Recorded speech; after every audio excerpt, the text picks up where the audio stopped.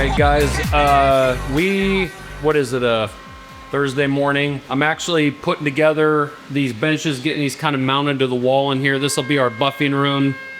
This weekend, I built these boxes here that will go around these buffing wheels. We're gonna hook our dust collection to these. I'm just trying to get these benches mounted to the wall nice and solid so they have a good solid platform to work off of. So working on that.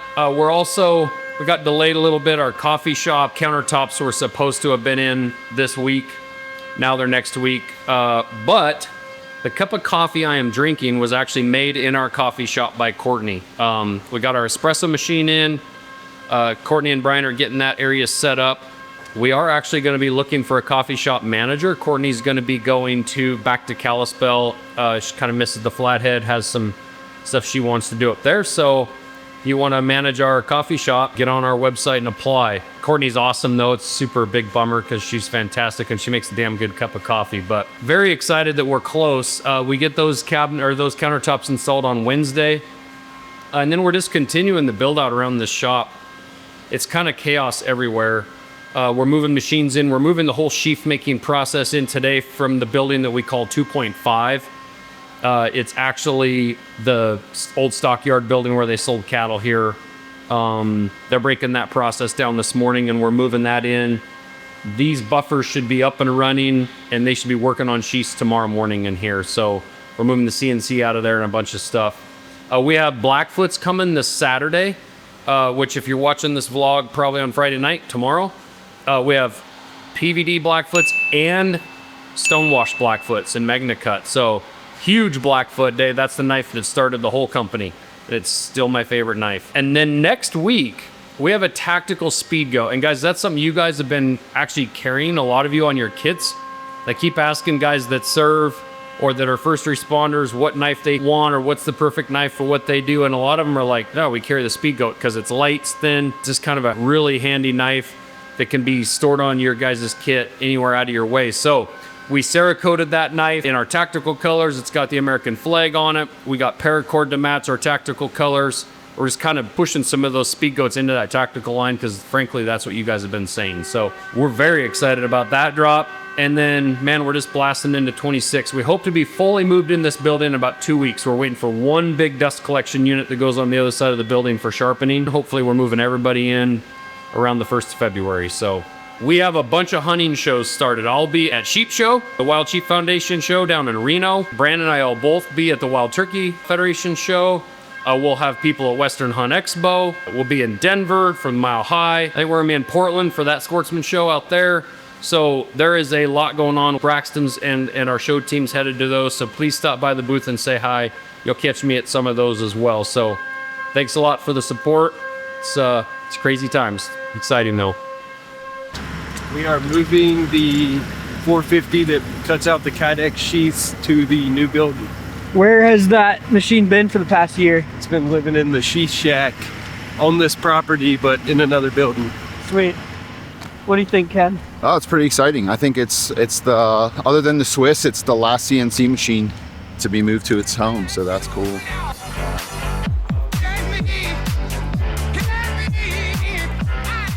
Hey, did you remember to thank him for his service yet this morning?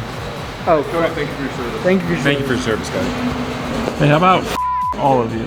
It's happening for real. Getting ready to lift her up. See how this goes. What's your role in this project today? Innocent bystander.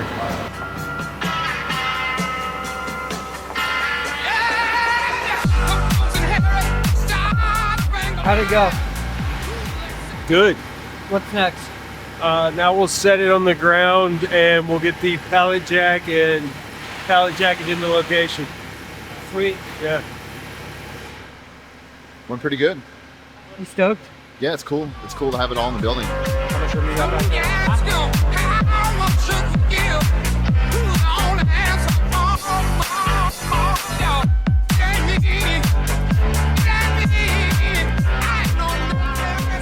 What's up? How you doing? What are you doing? What's up, guys? So we've got a lot going on in the shop today. Obviously, we're moving Kaidenx.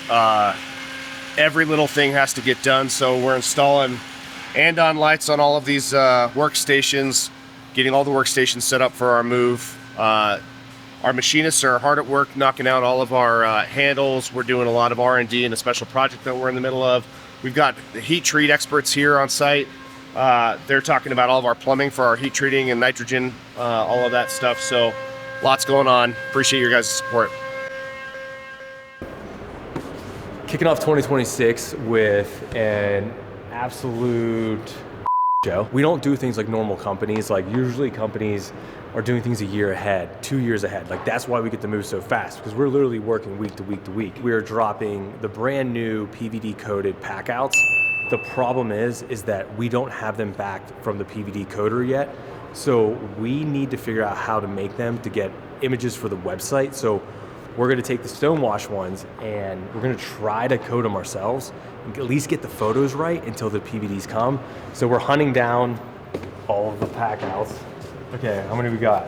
What color are we missing? We are missing green and black. Okay. I'll be back. All right, thank you. So we're gonna get these taken apart. That's how you cut your hand open. You guys usually are assembling these sharp. In the meantime, Creative's gonna get creatives, man. We're starting off 26 with a bang here. Slight delay in delivery of some PVD blades, so we gotta bust out the old rattle can here. Right, Dickhouse? Right. Dickhouse knows something about paint. Never a dull moment. Starting off 2026 right, baby. Got a little Rust-Oleum paint and primer. Flat black. Basically PVD in a can. Yeah, I mean, I see a P, there's a V, there's a D on the can. I mean, we'll make it work. It's what we do. We're also using paint we just found in like Jason's garage. So not saying everything's going against us, but got a lot of factors here. What's actually wild is for the first time in like 5 years, we do not have the samples the week before or the actual, or any of the product. So yeah, like you would think like, 5 years in we would start figuring this stuff out. But again, like what most companies would do is they would just not do a drop next week. That's not an option. Like it's just not an option.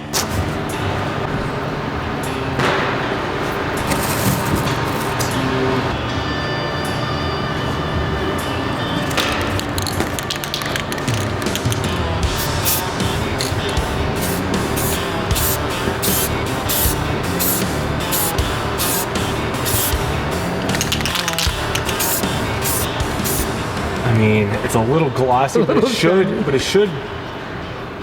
flat. It's not matte.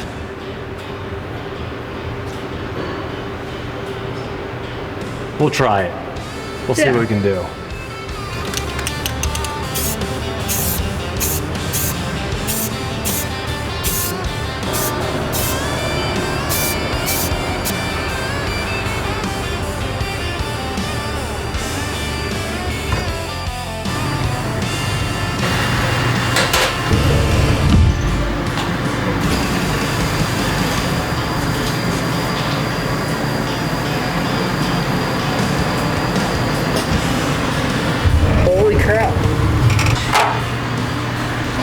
Good enough, dude. Here, show the camera.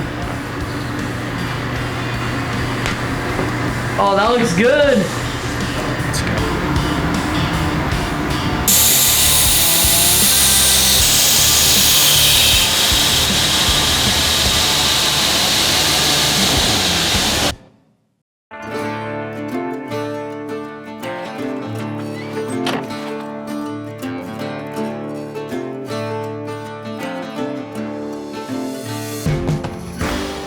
This is my rental house next door. Braxton and Jess buyers live in it.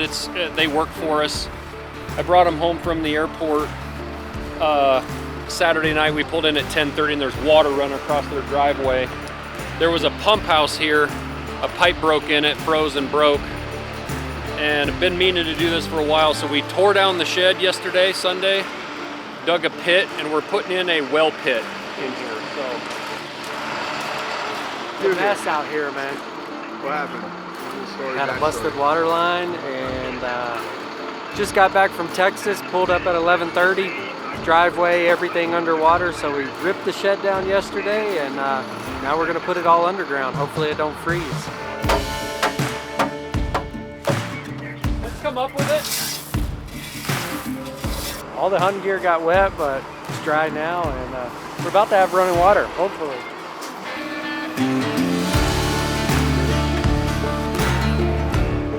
I have power, but we don't have water. Haven't had water for a few days, but hopefully. Look at this guy. What's that?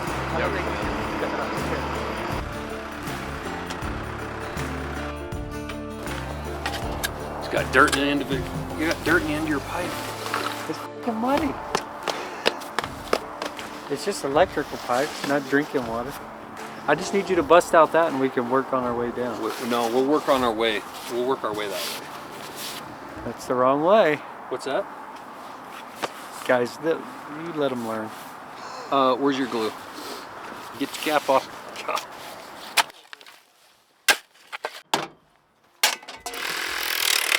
Waiting on my grunt to mosey back over here with my pair of clients. If he was a groundman right now, he'd be getting yelled at for not running for the materials that his foreman wants. See how he moseys? He's from Texas. Yeah, he looks cool though. He looks very cool. If you walked like that as an apprentice, you'd get yelled at. You didn't kill this, right? So what we're doing here is the way this was done is it was really kind of stupid, but it fed into this panel that really didn't serve a purpose because there's a disconnect there by the house. There's also a main breaker at the meter. So this is serving no purpose. We're gonna get this out. This wire was direct buried to here. It's in conduit in this elbow. If it was direct buried to there, I'm not convinced it's in conduit, but we're gonna get it all out and sleeve it together in the ground. Put the right one down. Well, I haven't been shocked to death yet, so.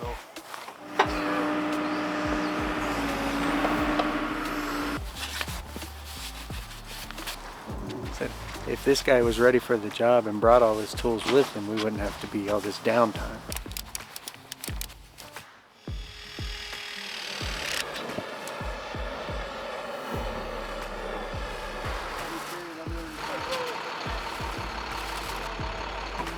You ain't got nothing to hold on to. Don't mind. So this is good enough for this evening. The electrician is going to be coming to get things kind of put together inside the pit here. Plumbers are going to be here in the morning. We're out of material. We're out of dirt here, so we'll need to haul some more material in, which I knew we would have to do. By setting this up out of the ground a bit, we're have to fill around it and kind of create a nice looking mound. We'll shape it up and make it look a lot nicer in the spring. But for now, I need to get some more dirt around it in case we get some real cold weather. I don't want it freezing down inside of there. But for the next couple weeks, the weather looks good, so we'll be fine. But I guess back to making knives now.